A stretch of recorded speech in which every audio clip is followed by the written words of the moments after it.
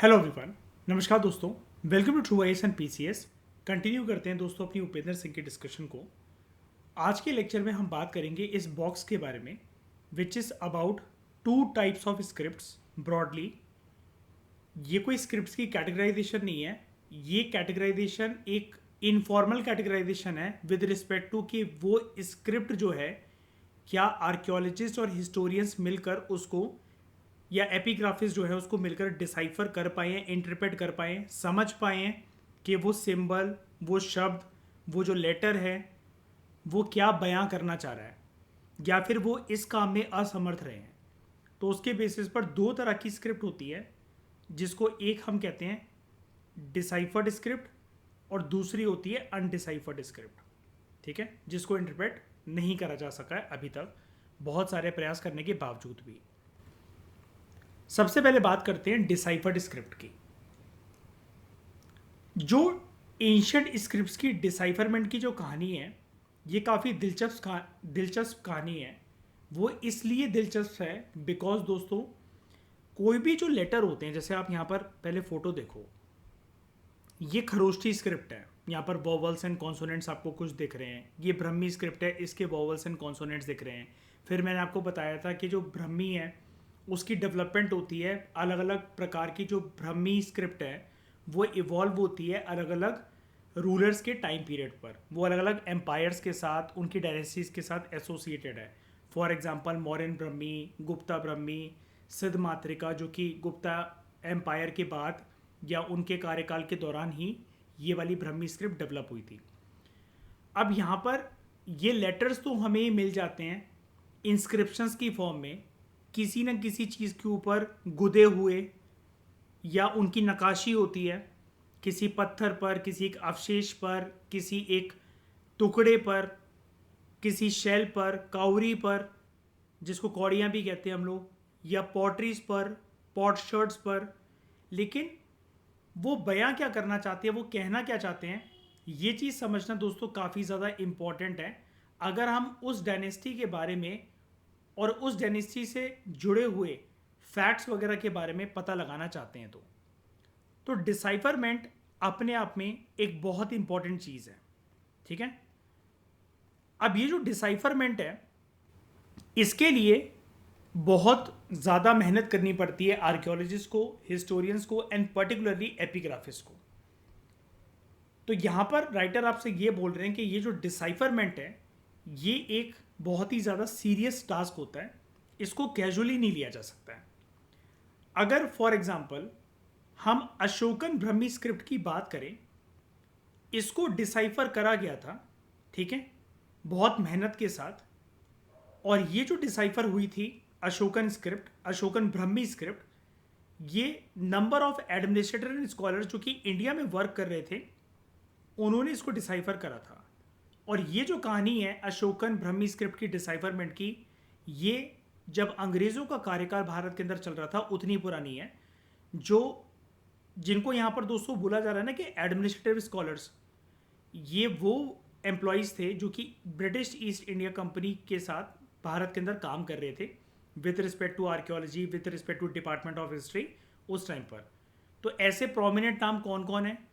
एक है Charles Wilkins, दूसरा है कैप्टन ए ट्रॉयर, तीसरा है WH मिल, चौथा है जे स्टीवेंसन, एंड सबसे इम्पॉर्टेंट एंड प्रोमिनेंट जो है जिसने अशोकन टाइम पीरियड के बारे में सारे राज खोल दिए उसकी स्क्रिप्ट को डिसाइफर करने के टास्क को लेकर, वो था जेम्स प्रिंसेप। ये वाले नाम बहुत ज़्यादा इंपॉर्टेंट होते हैं दोस्तों, मैंने पहले भी आपको लेक्चर्स में बता रखा है, इनको आप इग्नोर नहीं कर सकते हो। कभी कभार मैंने आपको बताया था कि यूपीएससी के प्रीलिम्स के पेपर के अंदर 3-4 नाम एक साथ आ जाते हैं और फिर वो आपसे पूछते हैं कि ये जो नाम है ये कौन है, ब्रिटिश एरा के साथ एसोसिएटेड, ये कोई पेंटर्स हैं, आर्टिस्ट हैं, आर्कियोलॉजिस्ट हैं, इन्होंने किस फील्ड के अंदर काम कर रखा है। अब अगर ये चीज़ें अगर आपको लाइट लगती हैं कि हाँ ये तो ऐसे ही नाम दे रखे होते हैं, इसके ऊपर कौन मेहनत करे, तो you can always take an edge in terms of your preparation.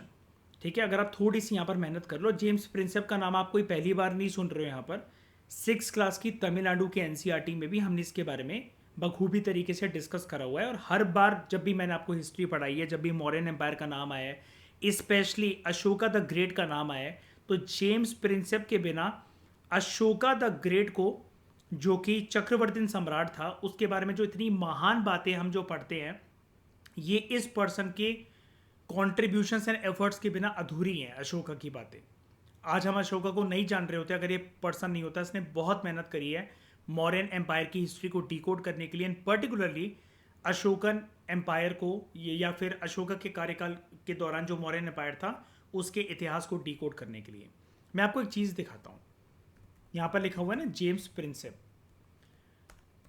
अगर आप जेम्स प्रिंसेप के ऊपर यूपीएससी के प्रीलिम्स का अगर पीवाईक्यू देखोगे तो साल 2017 में 16 में सॉरी क्वेश्चन आया था इसके ऊपर।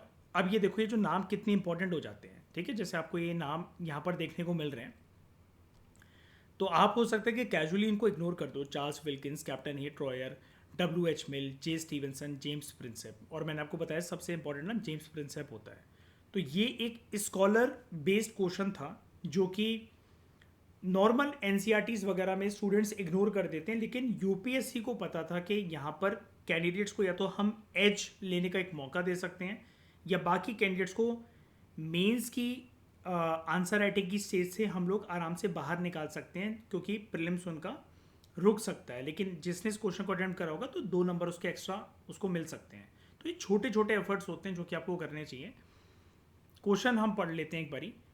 क्वेश्चन ये आया था, who of the following had first deciphered the addicts, जो उसके पिलर इंस्क्रिप्शंस वगैरह थे अशोका के, एम्परर अशोका के, ठीक है। Who of the following had first deciphered the edicts of emperor Ashoka. Options were George Buhler, दूसरा जेम्स प्रिंसेप, तीसरा मैक्स मुलर एंड चौथा विलियम जोन्स। तो हम जानते हैं कि James Prinsep is the right answer, ठीक है। सेकंड का जेम्स प्रिंसेप, ये पहला ऐसा पर्सन था जिसने अशोका की एडिट्स को सबसे पहले डिसाइफर करा था। और यहाँ पर ये जो वर्ड है डिसाइफर, इसकी इंस्पिरेशन कहीं ना कहीं यहाँ से डिराइव है। मैं ये नहीं कह रहा कि उपेंद्र सिंह से फ्रेम करा गया ये वाला क्वेश्चन, हो सकता है कि करा भी गया हो, लेकिन ये आपकी नॉर्मल एनसीईआरटीज़ वगैरह को अगर आप देखोगे, स्पेशली क्लास 12th की जो एनसीईआरटी है, अगर उस दौरान आप नहीं जानते थे कि तमिलनाडु की एनसीईआरटी जैसी कोई बुक्स होती है, क्लास 12th के जो चैप्टर है मौर्यन एम्पायर, उसके अंदर भी ये वाली चीज़ आपको देखने को मिलती है, themes in Indian history part 1 के अंदर, ओके। अब ये जो सारे के सारे जो स्कॉलर्स थे, इन्होंने सबसे पहले अशोकन इंस्क्रिप्ट को, अशोकन ब्राह्मी स्क्रिप्ट को डिसाइफर नहीं करा। ये जो पूरा ग्रुप और आपको ये जो पूरे पर्सन्स के जो नाम दिख रहे हैं, जो टीम दिख रही है आपको, इन्होंने सबसे पहले अर्ली मेडिवल ब्राह्मी स्क्रिप्चर्स जो थे उनको रीड करने की कोशिश करी, और आगे चलकर बाद में इन्होंने डिसाइफर करा जो पुराने ब्राह्मी लेटर्स थे। अब पुराने ब्राह्मी लेटर्स का ये मतलब है कि अगर आप इस टाइम पीरियड में पीछे जाते जाओ, फॉर एग्जांपल गुप्ता एम्पायर की, शाक या कुशान एम्पायर की, ठीक है, शुंग एम्पायर की, मौर्य एम्पायर की, और उससे भी पहले अगर कोई ब्राह्मी लेटर्स के ट्रेसेस अगर हमें देखने को मिलते हैं तो, ठीक है। तो यहाँ पर जो शुरुआत करी थी इन हिस्टोरियंस ने ब्राह्मी इंस्क्रिप्शंस को पढ़ना, वो अर्ली मेडिवल टाइम की थी, और बाद में उन्होंने और भी पुराने लेटर्स को डिसाइफर करने की कोशिश करी। फाइनल स्टेप डिसाइफरमेंट के अंदर with respect to inscriptions, letters के अंदर क्या लिखा हुआ है, शब्दों का चयन क्या कहता है, उसका मीनिंग क्या डिराइव होता है। तो फाइनल स्टेप इस दिशा में 3rd सेंचुरी BC की जो मौर्यन ब्राह्मी इंस्क्रिप्शन जो थी, ये एक बहुत ही ज़्यादा आर्जुअस टास्क था कि अगर कोई मौर्यन ब्राह्मी इंस्क्रिप्शन को डिसाइफर कर सकता था, तो यानी कि उसने जो भी ब्राह्मी इंस्क्रिप्ट की डिसाइफरमेंट है उसके ऊपर अपनी कमांड प्राप्त कर ली थी। उस ज़माने के हिस्टोरियन ने, एपिग्राफिस्ट ने, आर्कियोलॉजिस्ट ने, जो भी इस चीज़ का ये काम करते हैं, ठीक है। तो ये जो फाइनल स्टेप था in the decipherment of 3rd century BC modern Brahmi inscription and inscript, it was made by James Prinsep in 1837। इन्होंने पहला ये टास्क परफॉर्म करा था, जिसके बाद मौर्यन एम्पायर की इंटरप्रिटेशन के लिए या अशोकन हिस्ट्री को समझने के लिए बहुत सारे दरवाजे खुल गए थे, एनालिसिस के, इंटरप्रिटेशन के बहुत सारे फैक्ट्स हमारे सामने थे।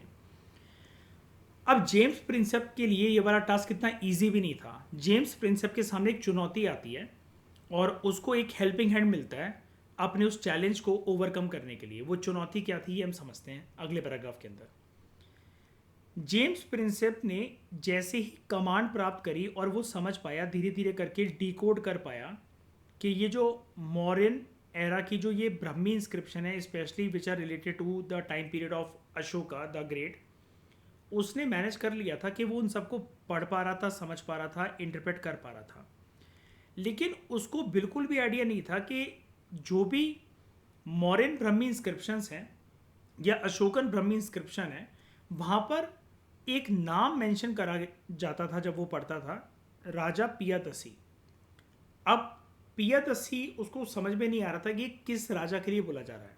ठीक है, तो इसका आंसर जो है एज अ हेल्पिंग हैंड के तौर पर जो जेम्स प्रिंसेप की जिस पर्सन ने मदद करी उसका नाम था जॉर्ज टर्नूर। ठीक है, तो जैसे यूपीएससी ने साल 2016 में ऐसा क्वेश्चन पूछा था कि who among the following had first deciphered, अब यहाँ पर कीवर्ड था पहली बार किसने डिसाइफर करा। लेकिन एक ऐसा क्वेश्चन भी आ सकता है कि अशोका का नाम अशोका ना होकर पियादसी जो नाम है, अब पियादसी वाली जो चीज़ है ये आपके लिए कोई नई चीज़ नहीं है, ये हम पूनम दलाल दहिया अपनी एनसीईआरटीज़ तमिलनाडु वगैरह के अंदर बहुत सारी जगह पर पढ़ चुके हैं अपने फाउंडेशन कोर्स की क्लासेस के अंदर। ये नाम तो आप जानते हो, है ना। और पियादसी का मतलब क्या होता है, इसका मीनिंग क्या है, बताओ ज़रा रिया मुझे। मेगा क्या मीनिंग होता है पियादसी वर्ड का जो अशोका के लिए यूज़ करा गया है। शाबाश, यही है, बिलव्ड ऑफ दी गॉड्स, भगवान का प्रिय, भगवान का प्यारा बच्चा।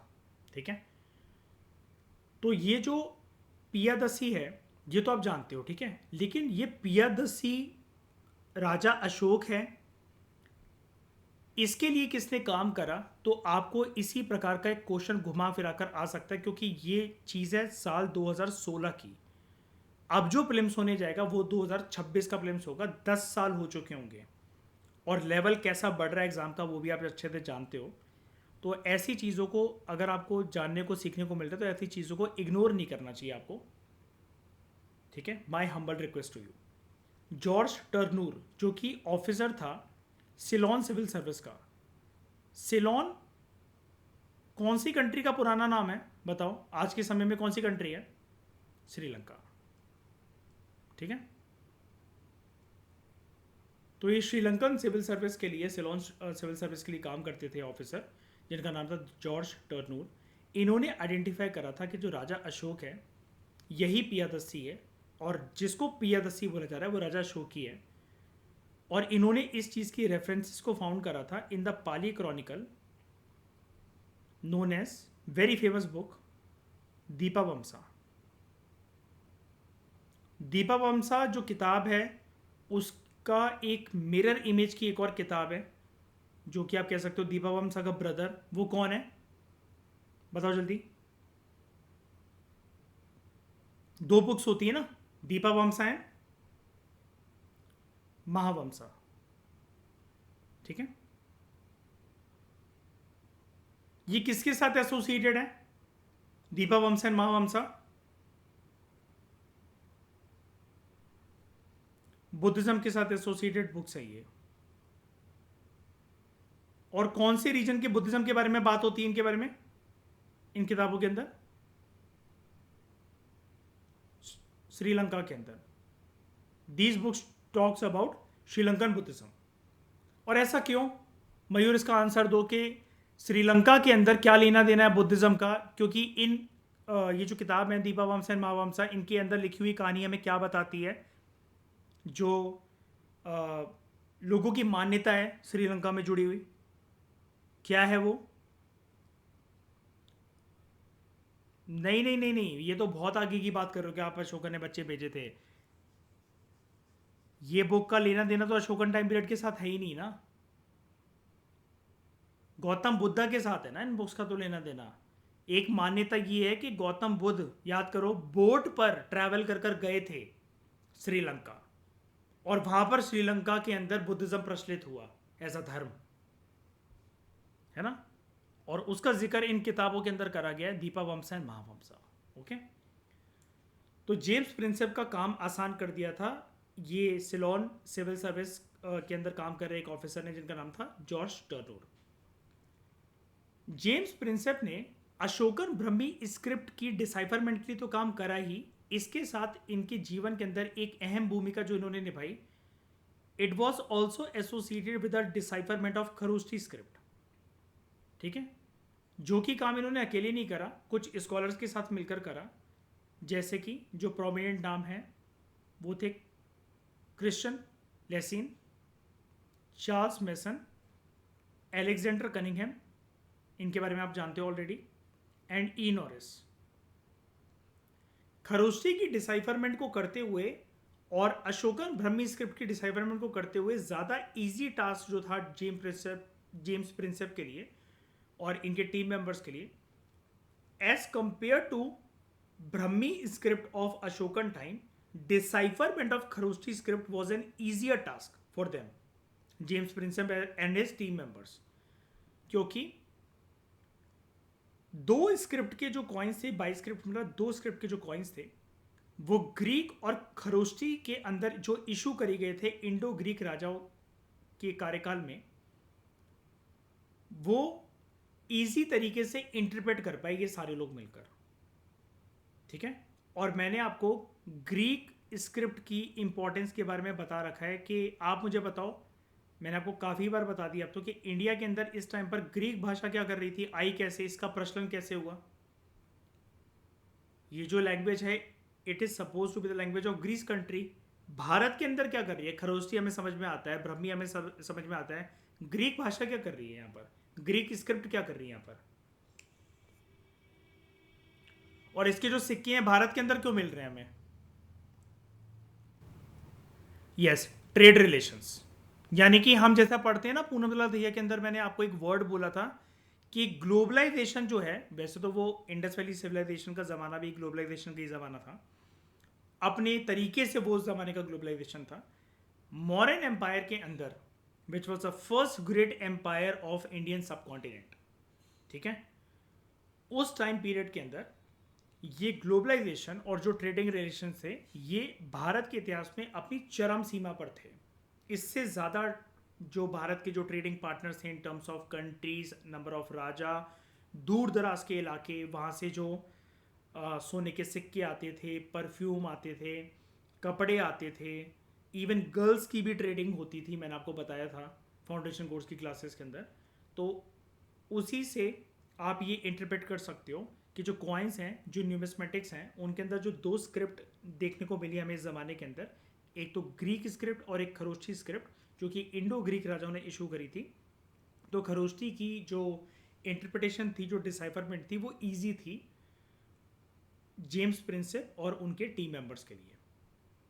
अब अगर हम अनडिसाइफर्ड स्क्रिप्ट्स की बात करें तो हड़प्पन स्क्रिप्ट एक अनडिसाइफर्ड स्क्रिप्ट है, इसके बारे में तो आप जानते हो।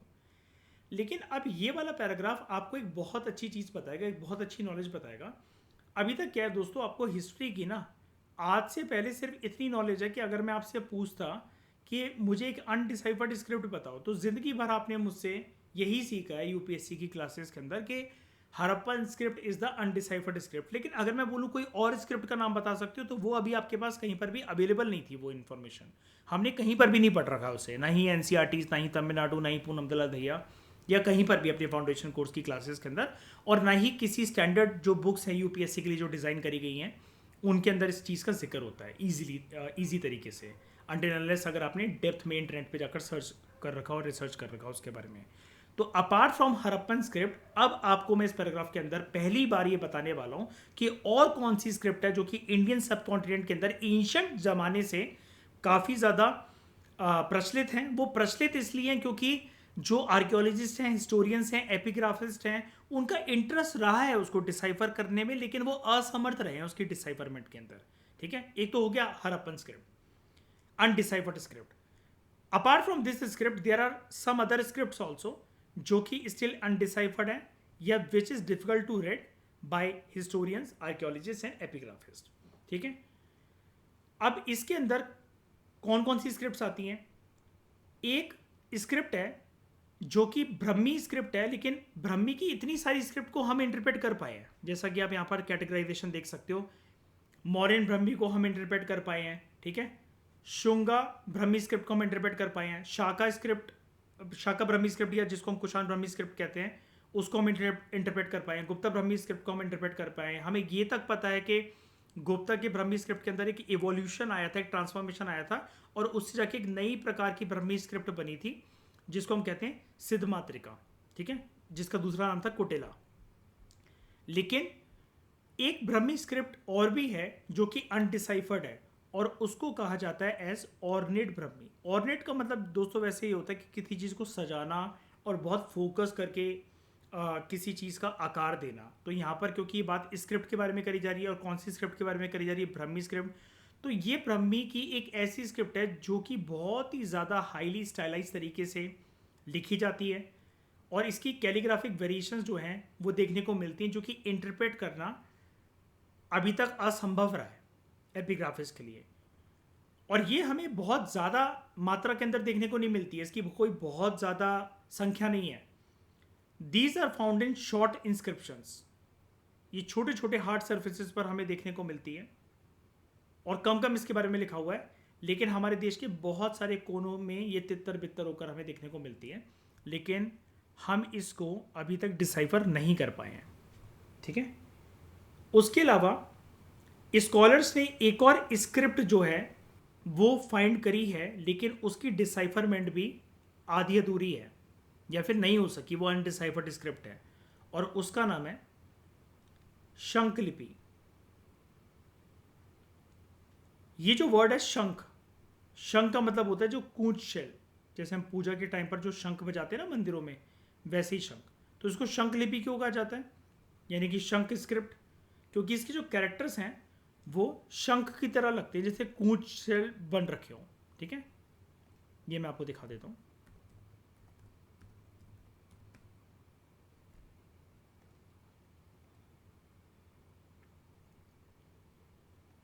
ये है शंख लिपि, जैसे शंख का आकार हो यहां पर, ये देखो।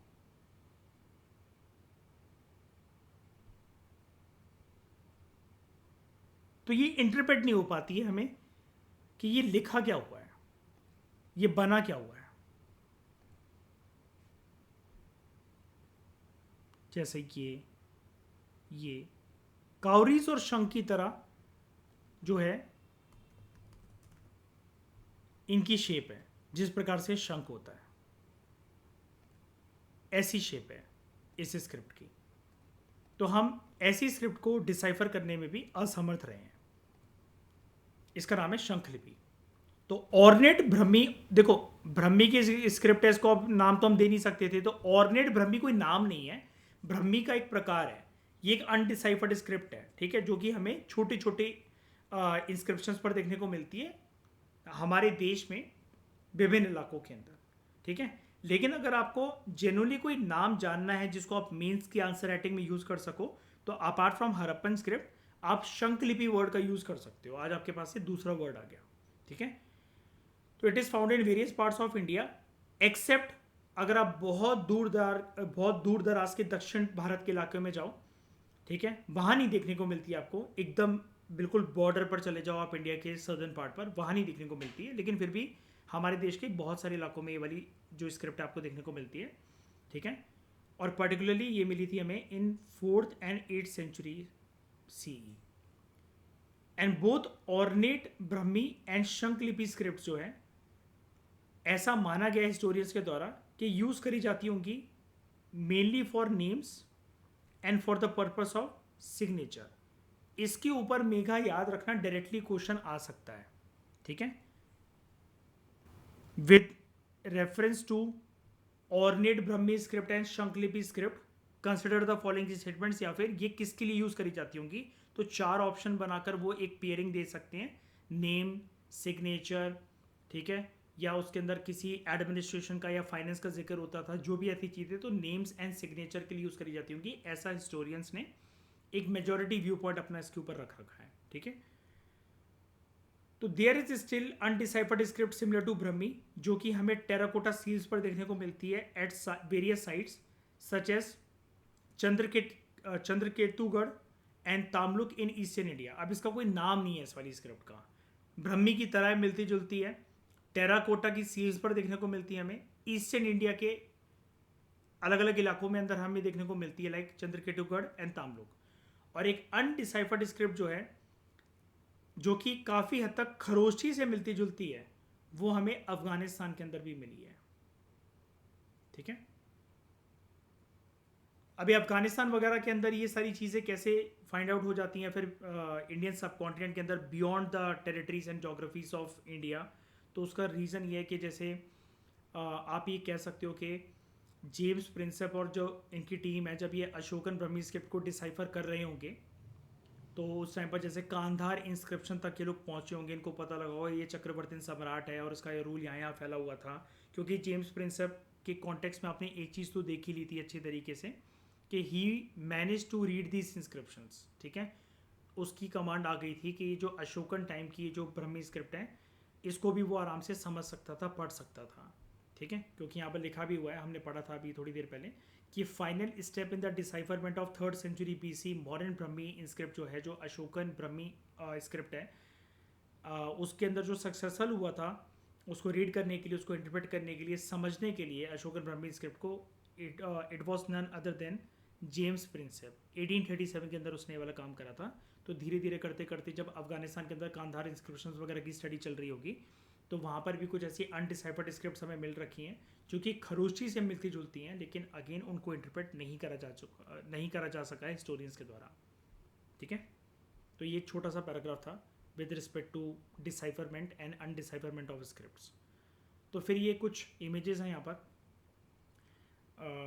बॉक्सेस दे रखे हैं आपको कि खरोष्ठी स्क्रिप्ट के अंदर जैसे AEIOU जो वॉवल्स होते हैं वो कैसे लेके जाते हैं, जो कॉन्सोनेंट्स हैं वो कैसे यूज़ करे जाते हैं।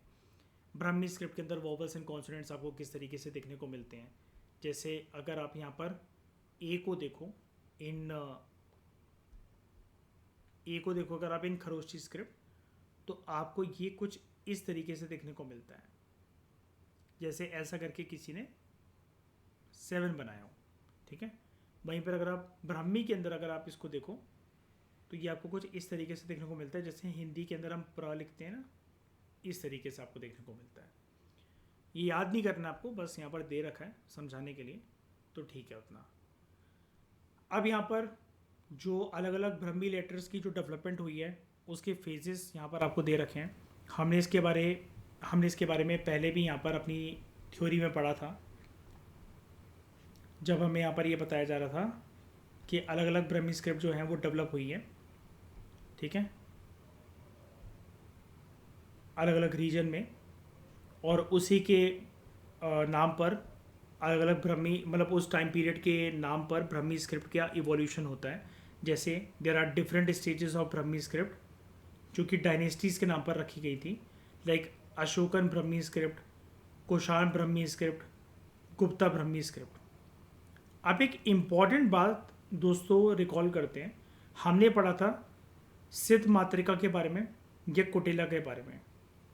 ठीक है, गुप्ता ब्रह्मी जो स्क्रिप्ट थी वो आगे चलकर इवॉल्व होती है, उसका इवोल्यूशन होता है, एक नई प्रकार की स्क्रिप्ट बनती है वो। ठीक है, जिसको नाम दिया जाता है एज सिद्ध मातृका या फिर कुटिला। इसके अंदर जानने वाली इंपॉर्टेंट बात क्या थी कि हर एक लेटर में जो उसका लोअर राइट हैंड कॉर्नर है, ठीक है, जैसे एग्जाम्पल के लिए अगर मैं आपको यहाँ पर प्र बनाकर दिखाऊं, तो ये इसका लोअर राइट हैंड कॉर्नर क्या हुआ, ये वाली जगह, यहाँ पर शार्प एंगल्स होते हैं हर एक लेटर के अंदर। ठीक है, तो उसको ज़रा प्रूव करें इस बात को। मैंने तब आपको इसकी फ़ोटो दिखाई नहीं थी, अब आपको क्यों ये ज़्यादा अच्छे से समझ में आएगा। ये गुप्ता टाइम पीरियड पर ही इवॉल्व हुई एक सेपरेट स्क्रिप्ट बन जाती है।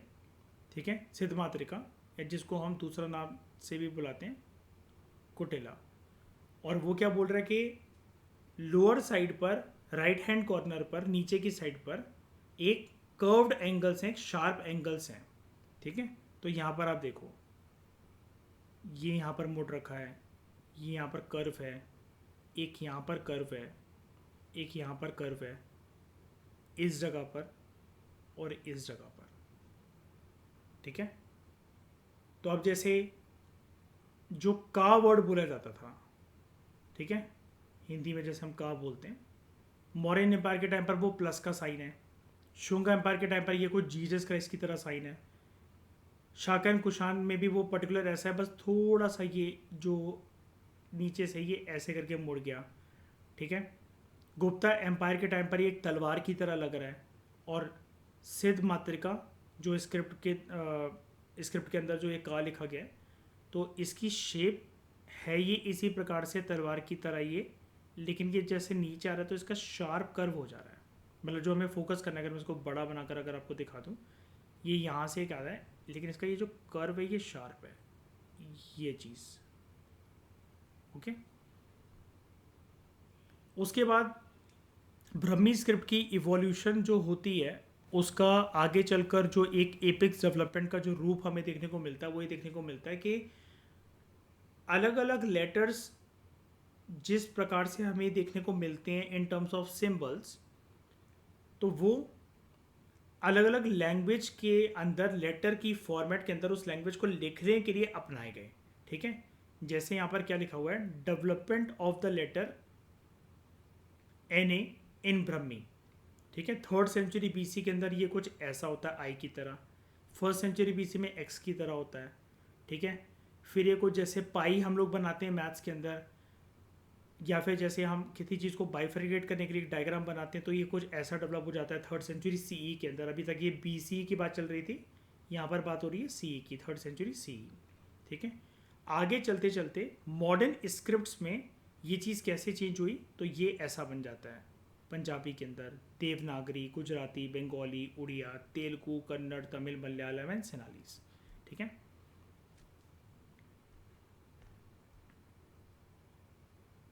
तो यहाँ पर जो साउथ इंडियन स्क्रिप्ट्स है, जैसे हम कहते हैं ना तमिल ब्रह्मी स्क्रिप्ट, तो जो ब्रह्मी है वो दक्षिण भारत के अंदर जो अपना प्रभाव डालती है, तो वो ऐसी डालती है कि सदर्न ब्रह्मी स्क्रिप्ट जो है वो इवॉल्व हुई, तमिल ब्रह्मी की उसकी ब्रांच बनी। ठीक है, हमने वट्टिलिटू के बारे में पढ़ा था, और ये धीरे धीरे कर कर जो सदर्न इंडिया की जो लैंग्वेजेस हैं उसका पार्ट बन जाती हैं। ठीक है, जैसे तेलुगु हो गया, कन्नड़ हो गया, मलयालम हो गया, और तमिल भाषा के अंदर हो गया। तो ओरिजिनल ब्रह्मी भाषा ने, या स्क्रिप्ट ने, सॉरी नॉट भाषा, स्क्रिप्ट ने अपना जो फ्लेवर नहीं खोया था, और जब वो तमिल लैंग्वेज के साथ इंटीग्रेट होती है, उसी को हम कहते हैं तमिल ब्रह्मी स्क्रिप्ट। इसके बारे में पहले पढ़ चुके हैं। तो एंशिएंट इंडियन इंस्क्रिप्शन जो हैं उसके अंदर हमें कुछ बायस्क्रिप्ट डॉक्यूमेंट्स भी देखने को मिलते हैं, यानी कि एक पर्टिकुलर डॉक्यूमेंट है वो 2 स्क्रिप्ट के अंदर लिखा गया है। अच्छा, मुझे एक अशोकन टाइम पीरियड का एक पिलर इंस्क्रिप्शन बताओ, जो कि हम जिसको क्लेम कर सकते हैं कि ये बायस्क्रिप्ट पिलर इंस्क्रिप्शन है। बताओ उसका नाम। Kandahar pillar inscription. क्यों, कौन से 2 स्क्रिप्ट के अंदर वो लिखा गया है? Greek and Aramaic. ठीक है, तो कोई भी ऐसी चीज़, वो डॉक्यूमेंट हो, हार्ड सरफेस हो, कोई भी ऐसी चीज़ हो, अब यहाँ पर इंस्क्रिप्शन के बारे में बात हो रही, तो डॉक्यूमेंट का मतलब कोई दस्तावेज नहीं है, ये कोई फाइल नहीं है कागज़ की, कोई भी एक ऐसा हार्ड सरफेस जहाँ पर आपको 2 स्क्रिप्ट साइमल्टेनियसली एक ही जगह पर देखने को मिल रही हैं। तो एंशिएंट इंडियन इंस्क्रिप्शंस के अंदर आपको कुछ ऐसे इंस्क्रिप्शंस भी देखने को मिलते हैं जहाँ पर एक स्क्रिप्ट को ना यूज़ करते हुए 2 स्क्रिप्ट का यूज़ करा गया है, जहाँ पर जो टेक्स्ट है it is given in the same language written in 2 different scripts. ठीक है, और इस तरह की चीज़ें हमें देखने को मिलती हैं इन नॉर्थ वेस्टर्न इंडिया, जहाँ पर एक छोटी सी बाय स्क्रिप्ट हमें देखने को मिली है। अब 2 स्क्रिप्ट है, तो यानी कि किन किन 2 चीज़ों की स्क्रिप्ट मिली है हमें, एक ब्रह्मी और एक खरोष्टी, साथ में मिलकर हमें एक इंस्क्रिप्शन ऐसी मिली जहाँ पर ब्रह्मी भी लिखी हुई है, खरोष्टी भी लिखी हुई है। और लंबी लंबी बातें इंस्क्रिप्शंस में जो लिखी हुई हैं ऐसी बाय स्क्रिप्ट की फॉर्मेट के अंदर, वो हमें 8वीं शताब्दी का जो पत्तदाकल पिलर इंस्क्रिप्शन है ऑफ चालुक्यन किंग कीर्ति वर्मन 2, उसके टाइम पर हमें ये जो पत्तदाकल पिलर इंस्क्रिप्शन देखने को मिलता है, वहाँ पर भी बाय स्क्रिप्ट है, और वहाँ पर लंबी लंबी बातें करी गई हैं। वो शॉर्ट इंस्क्रिप्शन नहीं है, वो लॉन्ग इंस्क्रिप्शन है, पूरी डिटेल डिस्क्रिप्शन हमें देखने को मिलती है। लैंग्वेज जो है वो संस्कृत है यहाँ पर। टेक्स्ट जो है it is written in north Indian Siddha Matrika script and local southern India की प्रोटो तेलुगु कन्नड़ स्क्रिप्ट। ठीक है, तो ये हो गई बाय स्क्रिप्ट नंबर 1। नंबर 2, मिलकर जो 2 स्क्रिप्ट मिलकर यहाँ पर एक इंस्क्रिप्शन का निर्माण कर रही हैं विच इज़ वेरी फेमस 8वीं शताब्दी का पत्तदाकल पिलर इंस्क्रिप्शन, जो कि डेडिकेटेड है टू चालुक्यन किंग कीर्तिवर्मन 2। ठीक है, तो वहाँ पर हमें बाय स्क्रिप्ट के रिकॉर्ड्स देखने को मिलते हैं कि एक ही पिलर इंस्क्रिप्शन पर 2 अलग अलग स्क्रिप्ट जो हैं वो लिखी गई हैं। ठीक है, तो इस डिस्कशन में दोस्तों फिलहाल इतना ही। Thank you very much for discussion. अगले लेक्चर के अंदर दोस्तों हम बात करेंगे languages of ancient and early medieval inscriptions के बारे में। अभी तक हम लोगों ने स्क्रिप्ट्स के बारे में जान लिया है, अब हम थोड़ा सा एक ब्रॉडर एंगल अपनाएंगे जिसमें हम भाषाओं के बारे में बात करेंगे कि जो प्राचीन भारत के जो इंस्क्रिप्शंस हैं और अर्ली मेडिवल टाइम के, ठीक है, मध्यकालीन भारत के जो पिलर इंस्क्रिप्शंस हैं या फिर कैसे भी इंस्क्रिप्शंस हैं, उनके साथ लैंग्वेजेस किस किस प्रकार की चुनी गई हैं और वो लैंग्वेजेस इवॉल्व कैसे हुई है, इसके बारे में हम जानेंगे अगले लेक्चर में। Thank you very much for discussion.